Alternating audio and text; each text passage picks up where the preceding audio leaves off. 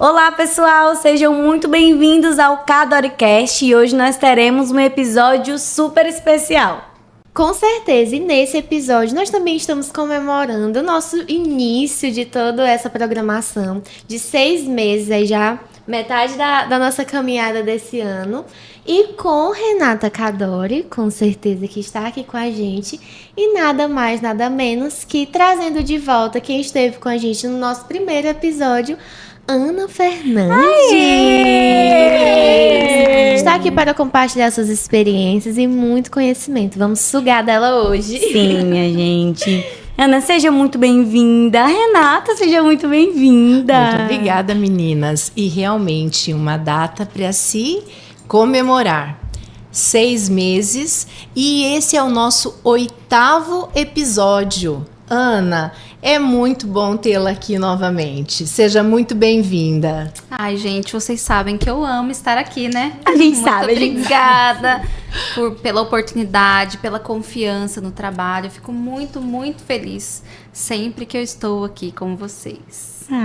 Direto de Itajubá. Direto de um beijo, Itajubá. Que nem aqueles. E a gente está aqui, a gente não poderia falar de outra coisa do que análise do comportamento aplicada. E aí, a gente sabe que é uma intervenção baseada em evidências científicas e nela nós temos 7 dimensões. E eu queria que vocês falassem pra gente sobre essas 7 dimensões que nós temos hoje. Perfeito. E a gente não pode...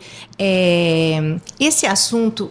Para muitos pode ser algo de novo e tal, mas a gente não pode deixar de falar sobre a ciência ABA e sobre as 7 dimensões, né? Então, assim, Ana, você gostaria de iniciar essa fala das 7 dimensões? Bom, gente, falar, né, sobre essas características da análise do comportamento aplicado, além de sempre ser muito bom, porque apesar, né, de ser algo recorrente esse assunto, como Renata falou, a gente sempre aprende mais um pouquinho e com toda certeza é o que traz a seriedade do nosso trabalho, né? São essas características que vão determinar se estamos fazendo um bom ou um trabalho ruim, né? Então nós precisamos sempre estar muito conectadas com isso. E eu gosto sempre de pensar o seguinte: análise do comportamento aplicada. Então nós temos 7 dimensões, mas a gente já parte dessas 3, né? Então a primeira é analítica. Poxa, gente, a ciência ela precisa fazer uma análise, né, dessa relação entre o que está acontecendo com o meu sujeito e as pesquisas que tem evoluído na área, né? Isso não pode ser desconectado, isso não pode ser desintegrado e de forma alguma ser visto, né, como 2 coisas separadas. Isabela fez cara de quem quer falar alguma coisa. Não, é porque já começa assim, ó, na O cabeça. cérebro borbulha. Porque se a gente vai pelo nome ali, tá, vamos usar a análise do comportamento aplicado, a gente já vê muitos casos, já tô lembrando de muitos casos, lembrando de muito depoimento de mães, que o básico... Tá, era só esse comentário. Que aí minha cabeça começou a ferver aqui, meu Deus, o básico, né? E às vezes as pessoas, elas se esquecem, sabe, gente, de olhar se realmente existe essa relação de causalidade dos comportamentos que a gente quer mudar, né? Então, primeiro definir esse comportamento, definir como a gente vai fazer, né? E ver se realmente existiu essa relação de causalidade. E isso quem vai fazer para nós é a questão mais analítica, né? Então a gente se aproxima para analisar. E aí vem a do comportamento. Você quer falar sobre Exatamente. isso, Renata? Vamos lá. Nós falamos, então, análise do comportamento aplicada, né? Comportamento, algo que eu posso modificar, algo que eu posso mudar, né? E quando nós falamos sobre isso, nós temos que entender que é analítico, comportamental e ele é aplicado, ou seja, é um comportamento que vai ser modificado e que vai servir para quê? Para a vida dessa pessoa, né? Então, quando nós pegamos no próprio nome, o nome da ciência dessa análise, então nós já temos ali analítico aplicado o quem? Ao comportamento. Então, nós precisamos entender que esse comportamento é um comportamento que ele vai ser utilizado no dia a dia, ele pode ser mensurado, ele pode ser modificado, e essa modificação, ela melhora o padrão de vida funcional desse indivíduo. Então, aí a gente já falaria ou já pontuaria sobre 3 princípios, né, Ana? Não, com certeza. E, gente, pode parecer algo muito simples, mas definir um comportamento alvo de intervenção, meu amigo, é algo muito desafiador. Né? A gente pode achar que, nossa, é só eu ir lá, definir o que eu vou trabalhar. Vamos lá. Começa, eu tava aqui lembrando das minhas aulas lá, primeiro curso de AT. O que é comportamento? Aí já fica todo mundo assim, meu Deus, o que é? O que é? O que é? Já começa daí, né? Sim, e fazer essa definição e entender que é algo que eu consigo observar e principalmente que eu vou conseguir mensurar, né, já é um diferencial muito grande. Então, assim, não posso ter um objetivo, melhorar a comunicação da minha criança. Não. Pra quê? Como? Pra quê? Como? Pra quê? Onde? Né? E ela é tecnológica, né? Sim. E o que viria a ser essa tecnológica, né? Passo a passo, né? Então, nós termos o quê? Um padrão ou um programa onde ele pode ser trabalhado passo a passo e o profissional que tiver acesso àquilo vai conseguir desenvolver esse padrão, né? Desenvolver esse programa, perdão. Exatamente. Desenvolver esse programa. Então, tecnológico, por quê? Porque ele é passo a passo e ele tem algumas formas de se fazer, né? Então, que quem tiver acesso a esse programa pode conseguir. Né? Você sabe, Renata, que quando você fala, né, essa questão de ser tecnológico, de existir um passo a passo, nesse momento eu penso muito nas famílias, sabe, gente? Porque o que vai permitir uma família que muitas vezes não tem um conhecimento nem básico sobre análise do comportamento aplicada ajudar essa criança? Isso. O que vai ajudar é justamente ser uma atividade tecnológica. Isso ela vai ter ali um caminho, ela vai pegar um documento onde vai falar assim, olha, Isabela, você vai preparar o ambiente, você vai deixar aqui a caneca que é redonda junto aqui com esse aparador que é redondo e você vai ter que juntar, faça isso 2 vezes e depois peça para o seu filho fazer, olha, coloca aqui em cima. Né? Então, eu ensino essa família a ter essa atividade dessa forma. E ela precisa ser eficaz, né? O comportamento, ele tem que gerar o quê? Uma melhor qualidade de vida a esse indivíduo. Então, precisa realmente ser funcional, precisa ter uma mudança e uma melhora na qualidade de vida dessa criança, desse indivíduo. Mais uma vez, eu fico pensando na família. Gente, se essa criança não está melhorando, por favor, reveja onde o seu filho está. Porque é uma característica da ciência ela ser eficaz. Isso. E eu vou lembrando muito, Ana, de, por exemplo, quando a gente pega adolescentes, né? E aí tem questões lá do VibMap mas a gente não vai, porque naquele momento, na adolescência dele, o que é funcional? O que é eficaz para ele? É fazer pareamento? Ou é aprender a conversar, né? Aí no shopping, aí no supermercado. Fazer uma compra, higiene básica, escovar os dentes. O que de verdade, não que a gente não vá trabalhar isso em algum momento, né? Mas o que é eficaz. Então, eu vou lembrando muito dessa tua fala. Acho que ontem mesmo, né? Tava lá com uma criança, acompanhando em avaliação, e aí ela... Não dá. Pegou lá o de habilidades sociais, né? Porque a minha também já era super funcional, assim. Isso. Então, eu consigo ver no dia a dia, né? Como a gente diz, bebendo da fonte. E além dessa questão, a gente tem que entender que ele é uma ciência, né? Então, ele é um padrão científico, né? Tem, como eu diria, registros, marcos de que realmente ele é funcional, eficaz e que a gente consegue ter o quê? Um padrão evolutivo naquele comportamento. Né? Então, quando a gente pontua que é uma ciência, né, que ela é analítica, que ela é comportamental, que ela é aplicada, que ela é tecnológica, que ela é eficaz, conceitual e ela é sistemática, né, na questão dessa ciência mesmo comprovada. Era isso que eu queria, comprovada. Baseada em evidências. Baseada em evidências. Olha, eu falei tanta coisa e ela só disse baseada em evidências. Pronto. E aí, Ana, a gente tem que lembrar que tudo isso precisa ser o quê? Generalizado. Né? Então, esse comportamento aprendido, ele precisa ser utilizado em outros ambientes, né? Em outras situações. Ô, Renata, você sabe quando eu penso em tudo isso, eu gosto muito de casar essa questão do generalizável com o aplicável, que está lá em cima. Sim. Né? Primeiro, a gente não decide objetivos, mesmo que eles sejam mensuráveis, se eles não forem socialmente... importantes para essa criança. Exatamente. Eu gosto muito de um exemplo que eu ouvi uma vez. Isabela, você sabe dar um salto triplo carpado? Não. Então eu vou te ensinar e agora a gente vai passar a trabalhar 20 horas por dia para você dar um salto triplo carpado. Pra quê? Isso. Então... Eu nem tempo, meu filho, de ficar pulando. Mas assim, se fosse uma coisa muito importante, mas a se gente fosse se dedicaria. né? Se a Isa fosse uma ginasta, ótimo. Mas aí, se quiser me ensinar a respirar enquanto eu corro 5 quilômetros, tá valendo, que eu tô tentando.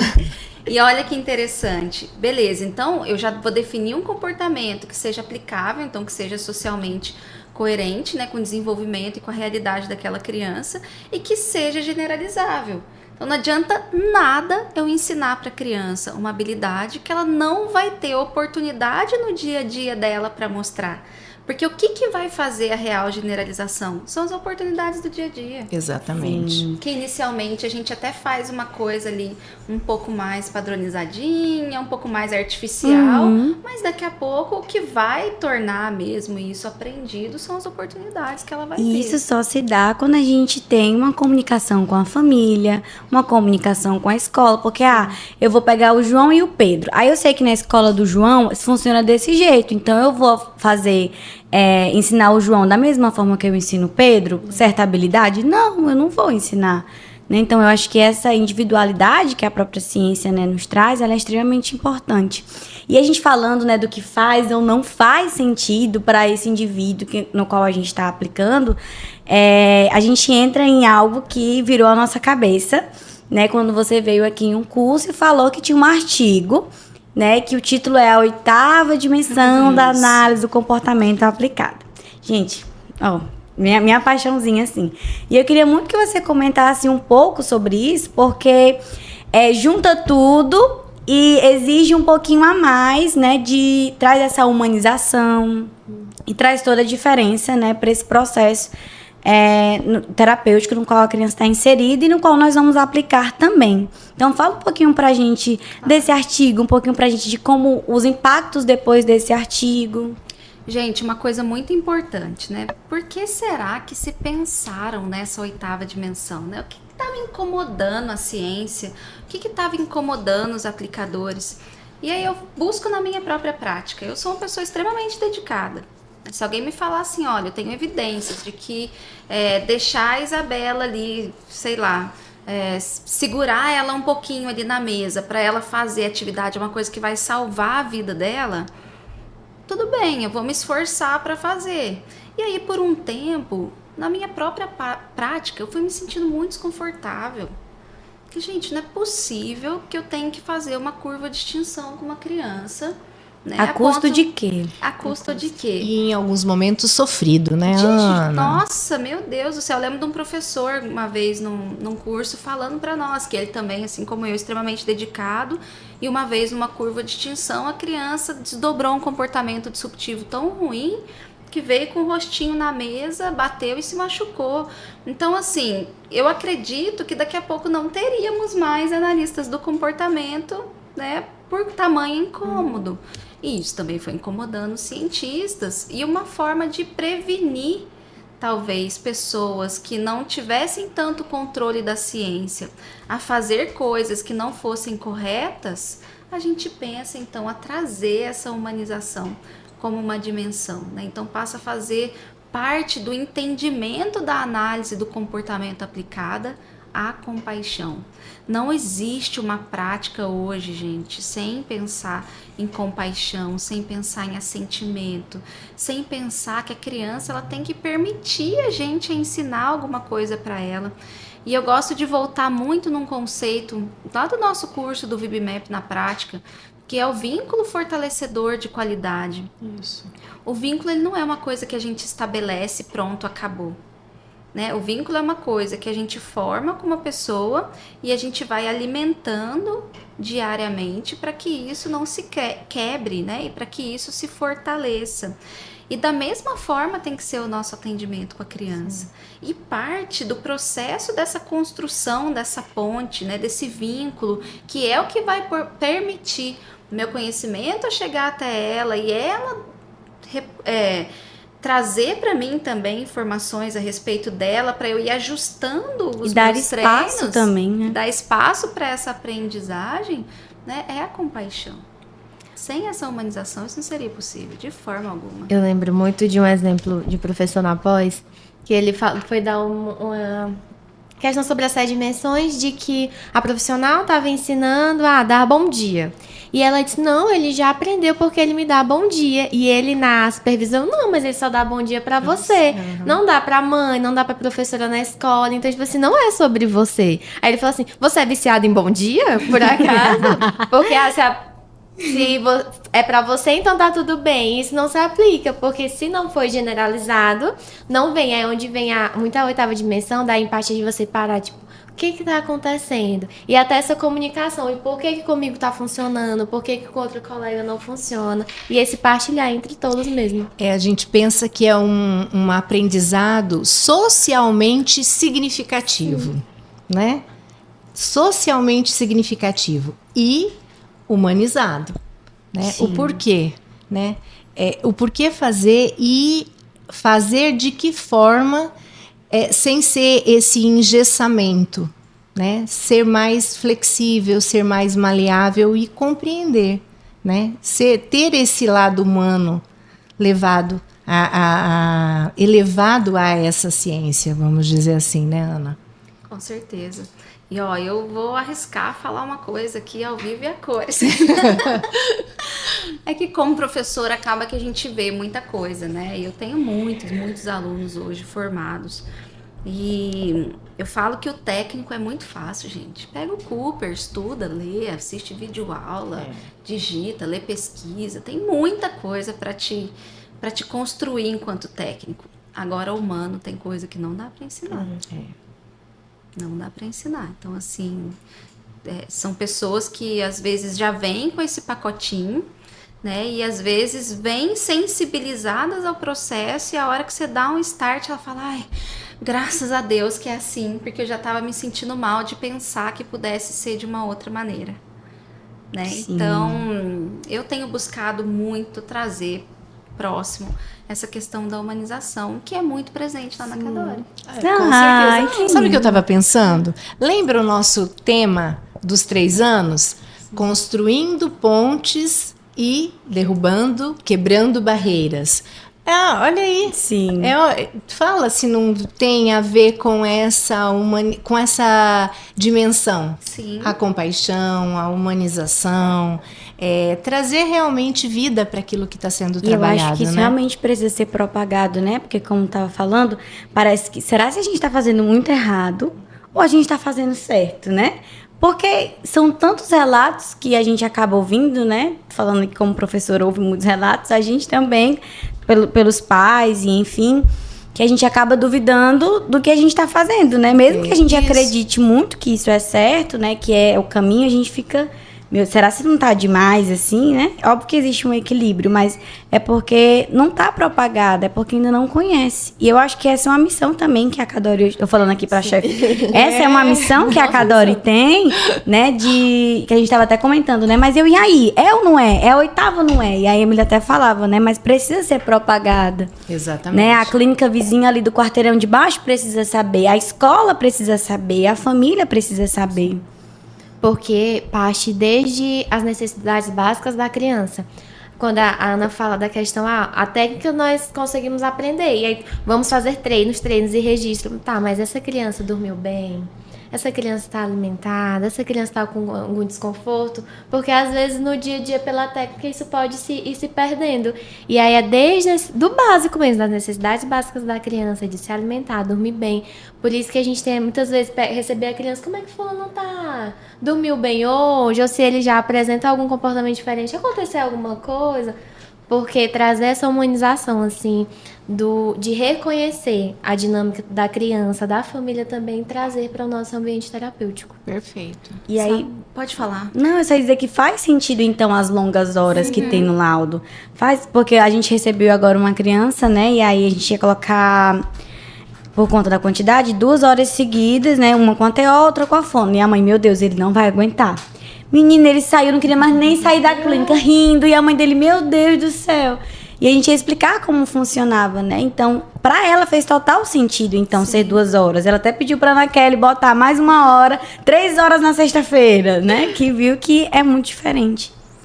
Eu ia falar, Luiz, a respeito pensando, né, nessa questão da compaixão e da desenvolvimento de autonomia dessa criança. Quando a gente pensa nisso num formato mais humanizado, o quanto me assusta também quando eu chego num lugar e peço avaliação de preferência da criança e não tem. Né? Então, galera, não é uma opção assim, né? A gente precisa ter consciência da importância dessa avaliação de preferência para a criança. E eu também me assusto muito quando eu escuto assim, ai, mas ele não gosta de nada. Que ele não gosta de só, você. Brincadeira! Às vezes eu vou amenizar, gente. Às vezes é mais desafiador mesmo. Isso. A gente estabeleceu uma ponte, né, tão sólida a ponto dele me mostrar o que ele gosta. Se essa ponte não estiver sólida, eu não vou descobrir. Não tem jeito. Né? Mas já é um reflexo. Pense sobre isso, viu, gente? Se você tá aí falando pro seu supervisor que essa criança não gosta de nada, isso é um sinônimo de que essa ponte não está tão sólida quanto precisava. Sim. Repense suas atitudes.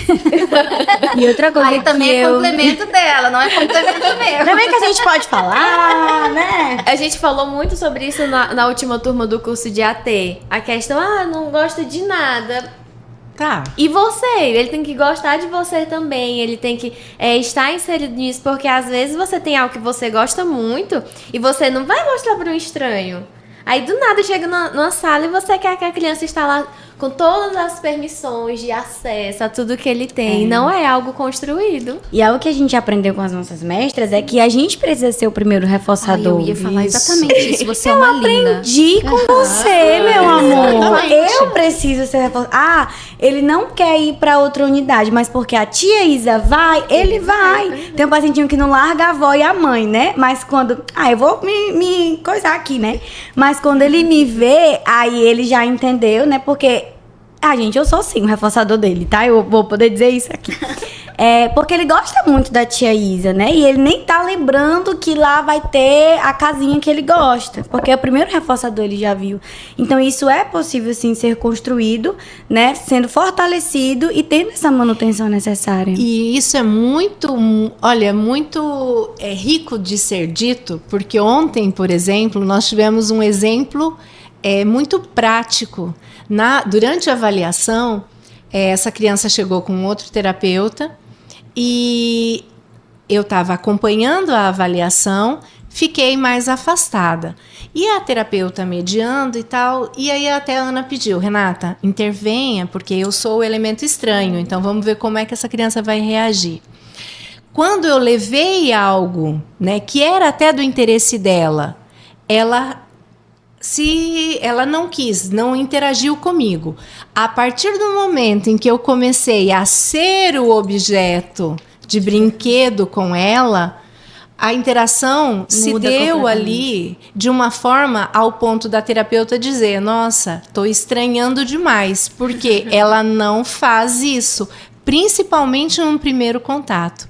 Então, vem muito do que Isabela disse. Nós realmente, né, e corrobora com o que Ana falou, nós precisamos realmente ser os reforçadores master para essas crianças, né, para esses pacientes.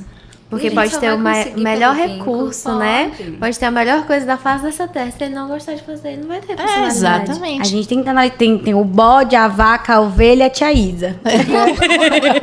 E aí, quando ele gosta, o meu, que gostava muito de galinha, né? Aí eu dava, boa tarde, fulaninho. Boa tarde, tia galinha ruiva. Ou então, boa tarde, vaca. Ele sempre fazia isso. Ele sempre associava alguma coisa que ele gostava meu. Eu já ficava assim, não, tudo bem, eu aceito ser a galinha ruiva. Ai, ai. E entrando nessa questão, né, de ensinar habilidades, né, para ter qualidade de vida, para ter inclusão, nós estamos iniciando o mês de abril, né, que é o mês de conscientização do autismo. A gente tá aqui de azul, mas nem foi proposital. Olha aí, tá vendo só? É verdade. Que é o Abril Azul, né? O mês de conscientização do autismo.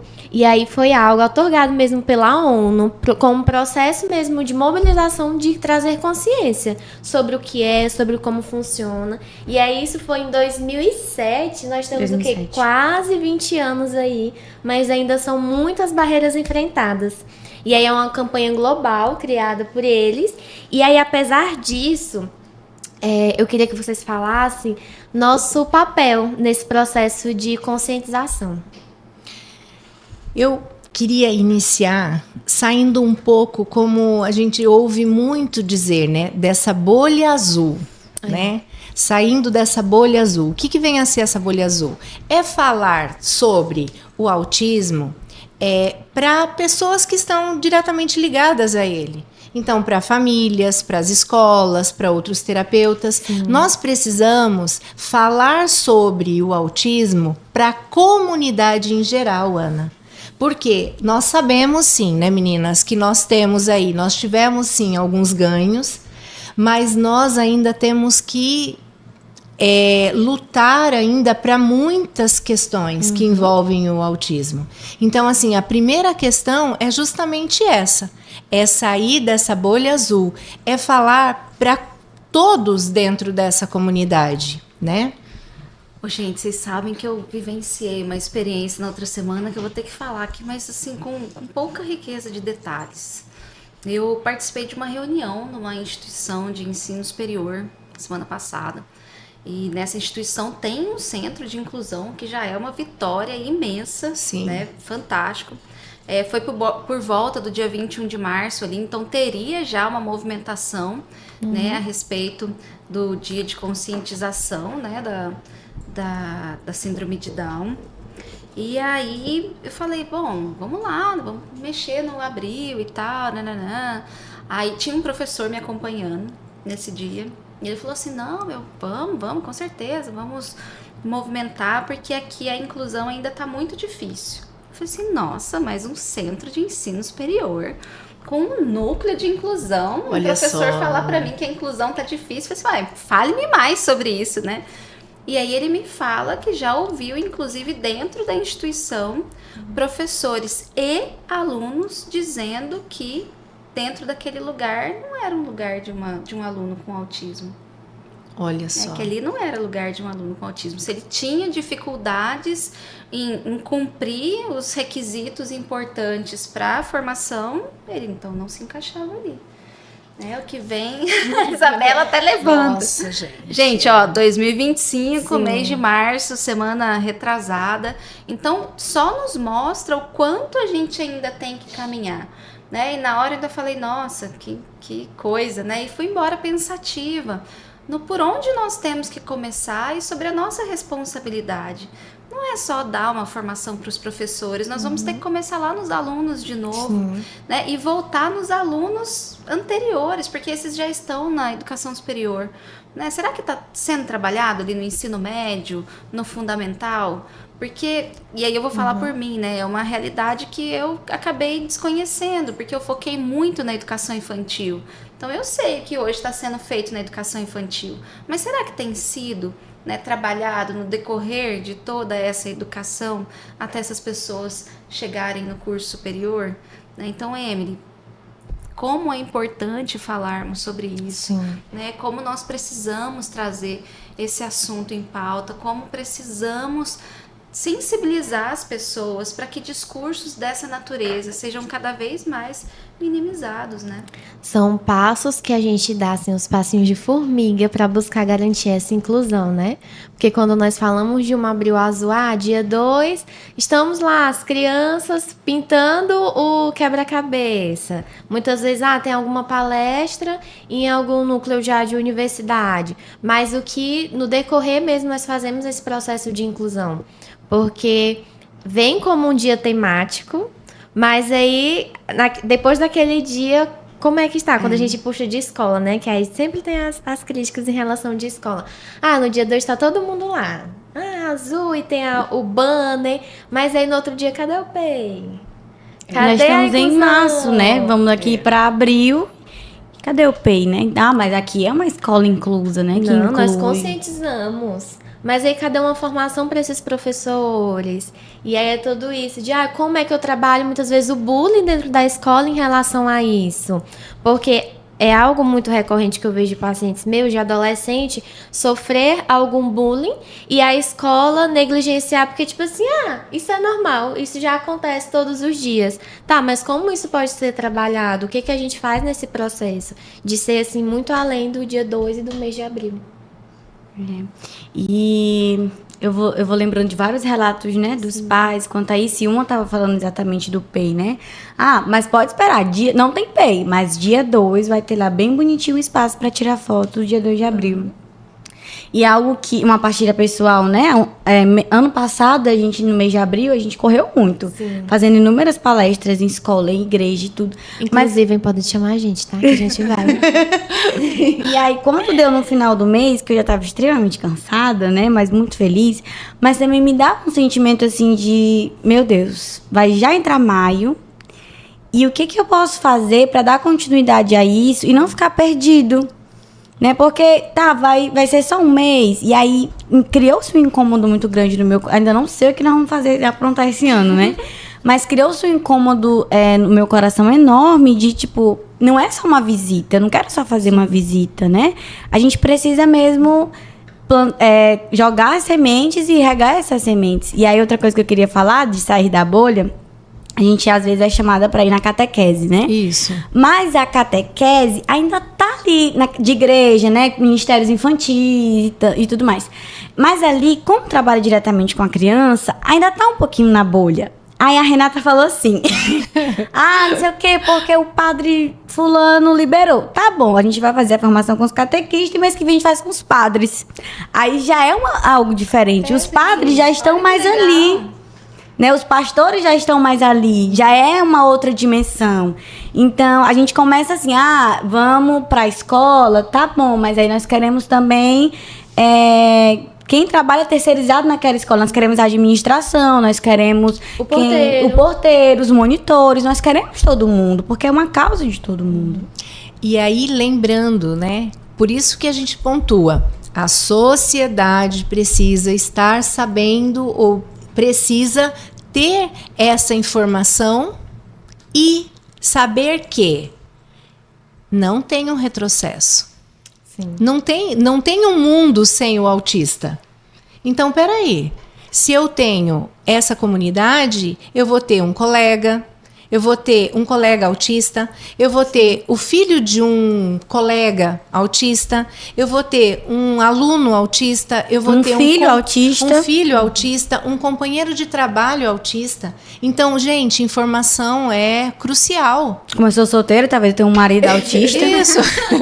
Também, né? Também. Tudo pode acontecer, né, gente? E é muito engraçado quando a gente fala isso de sair da bolha, porque nós que somos do meio, a gente segue muitas coisas envolvendo. Então, pra gente sempre vai aparecer conteúdo. E na nossa cabeça é como se na timeline de todo mundo fosse dessa forma também. Isso. E não. E aí isso começa muito... Eu não preciso de muitas coisas pra esse processo. Tu arrasou com esse comentário, viu? Eu tô agora aqui pensando. Verdade, porque é exatamente Eu posso começar na minha rede social fazendo um repost, muitas vezes, e eu posso começar dentro da minha casa, na minha família. Eu falo isso porque quando eu comecei a trabalhar com autismo, que também era algo muito novo pra mim, eu ouvi muitas coisas da minha família, de tipo, aquele comentário esporádico, vai trabalhar com doido, né?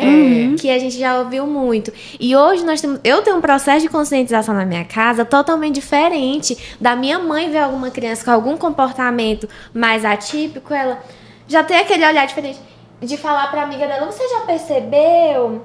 E fulano de tal, de trazer essa informação, de trazer esse acolhimento, de estar num lugar, ver uma criança que tem uma maior hiperatividade, que tem um comportamento diferente e já imaginar, não, talvez ele precise dessa hiperatividade. Talvez isso não seja porque vem muito pensamento nas pessoas. É mal comportado, esse menino não é educado direito. Culpa da mãe. É culpa da mãe. A mãe deixa o menino fazer isso tudo nos lugares. E aí quando a gente tem essa conscientização a partir das nossas casas, a gente tem esse olhar diferenciado para as nossas crianças, para os nossos adolescentes, para os adultos também, que hoje a gente consegue ver. Minha mãe é muito disso. Minha mãe não pode ver. Eu tenho certeza que fulano tem alguma coisa, porque é assim, assim, assim. Aí ela vai lá pra Cadore. A maior marketing da Cadore, de mandar tudo enquanto ela manda as amigas dela. Não, mas se tu for lá, a Renata vai te dizer o que é. Meu Deus. E além dessa questão, uma coisa que até, Ana, eu acho que é muito importante a gente pontuar, é saber que o autista, ele tem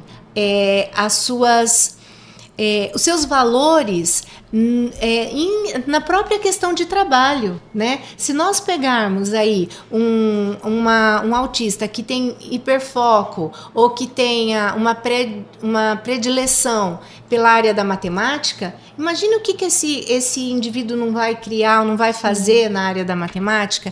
Então, é aproveitar os dons, porque normalmente a gente pontua sempre o que é negativo, né? Mas, gente, o quanto de positivo que isso tem? Ô, Renata, você sabe que é igual a Isabela, né? A minha mente já viaja. E aí, em todo o processo O que você quer dizer com isso? Você falou, minha mente, né? Sim. Em todo o processo avaliativo, a gente busca o quê? Déficits comportamentais. Isso.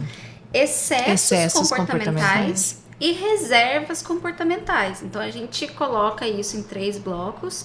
E aí, o raciocínio clínico vem em direção a quê? Poxa, o que desses déficits são emergenciais agora? O que desses excessos talvez esteja atrapalhando os ganhos de habilidades que estão deficitárias, que as barreiras normalmente são barreiras de aprendizagem, ou que, né, realmente não vai fazer problema nenhum, está em excesso. E as reservas, que são por onde normalmente eu entro para ganhar déficits e diminuir barreiras. Então, nos programas de ensino, normalmente a gente parte daqui, né? Fases 1, enfim. Quando a gente pensa nesse adulto já com autismo agora, né? No campo de trabalho, eu imagino que até o processo de seleção deveria caminhar nessa direção. Sim. De entender, fazer-se uma avaliação, entender o que ele tem de reserva, o que tem de déficit, o que tem, né, de excesso, entender a vaga, entender como caberia. Exatamente. E treiná-lo para ocupar aquele lugar. Exatamente. Gente, minha cabeça vai assim, porque na nossa formação, né? Eu hoje, como psicóloga, e quando a gente termina, aí vai. Fulano vai trabalhar com transtornos. Fulano vai ser da organizacional. Fulano vai ser da hospitalar. Só que, no fundo, todo mundo precisa do básico de saber sobre os transtornos e sobre essa parte. Porque quando chegar no ambiente de trabalho, que a psicóloga organizacional for fazer um recrutamento de seleção, for fazer um treinamento, ela precisa ter esse conhecimento básico. Tô falando aí, minha cabeça, tipo assim, todo mundo tem que estar juntos, alinhados. Não é tipo algo que eu escolhi trabalhar com isso. Nós precisamos todo mundo juntos estar. Essas pessoas estão em todos os lugares. Exatamente. Em todos os lugares. Né? Então não tem como mais a gente definir, eu sou escolar, não vou trabalhar com isso, eu sou hospitalar, não vou trabalhar com isso. Meu amigo, você é psicóloga ou você não é? Dá vontade. Eu, hein? E aí, como se escolhemos áreas, mas tá tudo muito tudo interligado. Exatamente. Eita. Caiu. E aí, pensando nessa questão, Ana, nós temos aí 3 anos de Espaço Cadore, né? Uhul! 3 anos de Espaço Cadore, coisa boa, né? Gente, eu fico imaginando o primeiro dia e como nós estamos, né? Os Sim. ganhos que nós tivemos, Construindo tantas pontes, e a evolução, quebrando tantas barreiras. E a evolução. Conta. Quem que aguenta? Fala. Ó, eu posso falar mais, porque eu venho aqui de 6 em 6 meses, né? E as pessoas que às vezes têm um distanciamento físico maior, elas conseguem observar com mais clareza os avanços, né? Então, ixi, filha, é parede que sobe, parede que derruba. Toda vez que a Ana vem tem uma surpresa diferente. Uma casa com piscina. Isso. Tem 10 profissional pacientes, novo. daqui a pouco tem 40, e tem 50, e o negócio só tá Glória a crescendo, e Deus. ela já tá alugando as casas do lado. Então, E assim, interessante, porque nós iniciamos com uma equipe, vamos dizer, padrão. E hoje Um nós de cada. temos Uma fono, uma teão. E hoje nós temos aí, agregado a essa equipe padrão, nós temos musicoterapeutas, nós temos psicomotricista aquático, nós temos fisioterapeutas. Sim. Então, assim, gente, e além disso, né, nesse caminhar de 3 anos, a própria evolução também na formação. Né? Então, na formação do AT básico, né? E também no avançado com você aqui com a gente, né? que é uma preocupação que vocês têm. E não é só direcionada ao 2 de abril. Né? Eu vejo que a todo tempo, em momento nenhum, vocês quiseram crescer sozinhos. Exatamente. Né? A todo tempo, vocês não fizeram só pontes com as crianças, vocês fizeram pontes com a comunidade. E é nessa comunidade que nós vamos, de fato, conseguir a transformação que a gente precisa. Né? Então, aproveitar para parabenizar vocês, né? Por não quererem guardar isso só para vocês.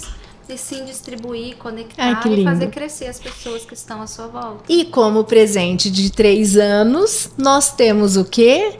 A primeira turma do PCM, gerenciamento de crises. Ana, Eu tenho ansiedade.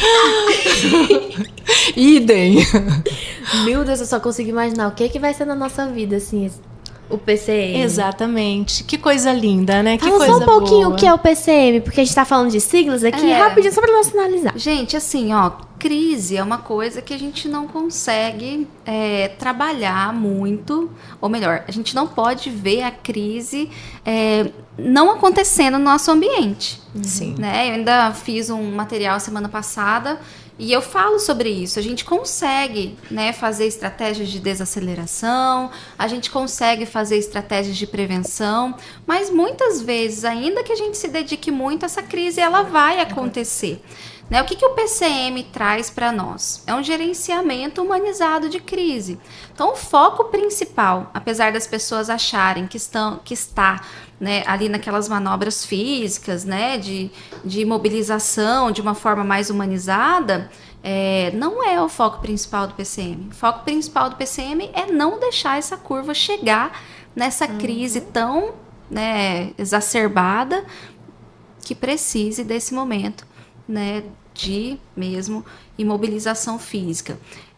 Mas se chegar, nós precisamos estar preparados. Já tivemos casos de adultos quebrando o braço de criança, de crianças que morderam adultos e clínicas foram processadas. As crianças que morderam adultos. Não, gente, isso é com muita frequência, né? E é um puxão de cabelo que às vezes machuca mais do que precisava.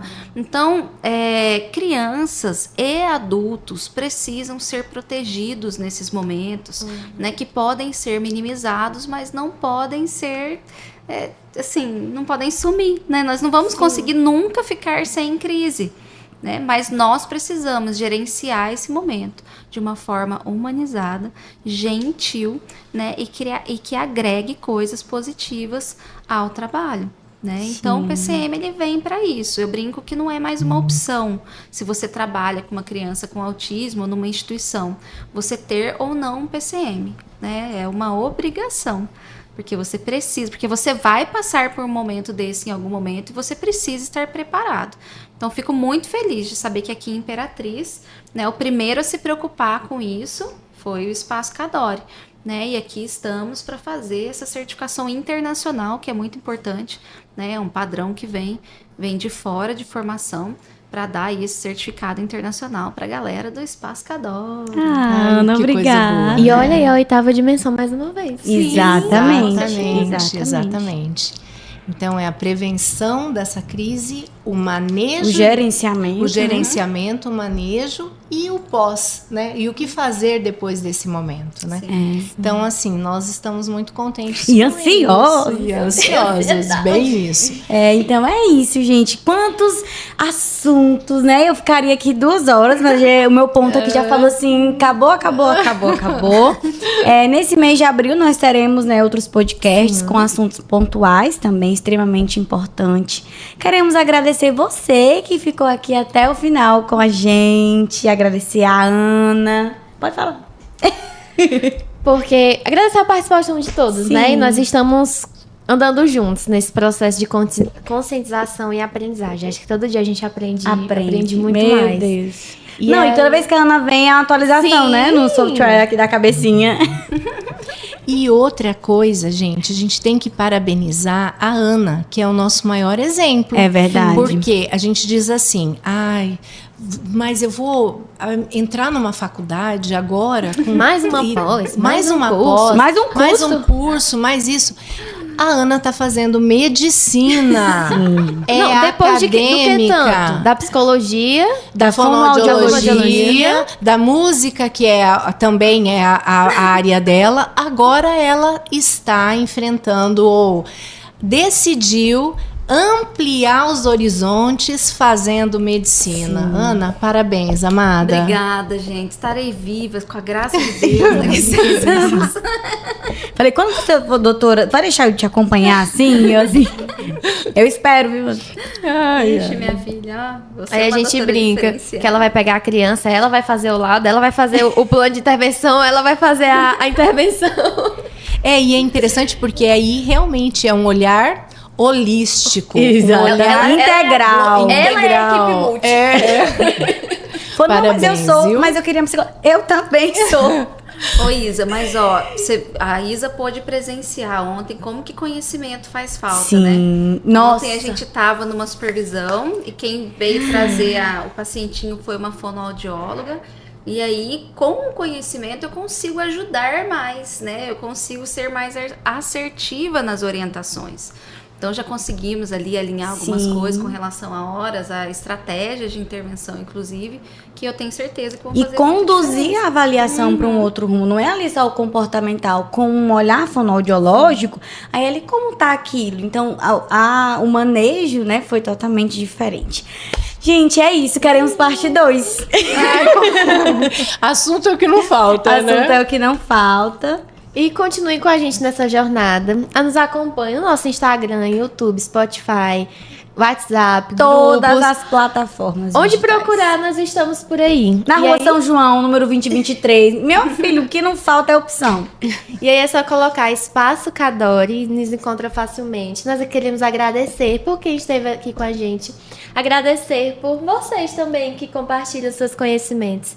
E aí, como eu falei, é um processo gradual de todo mundo aprendendo junto. Muito obrigada e até a próxima. Até! Tchau!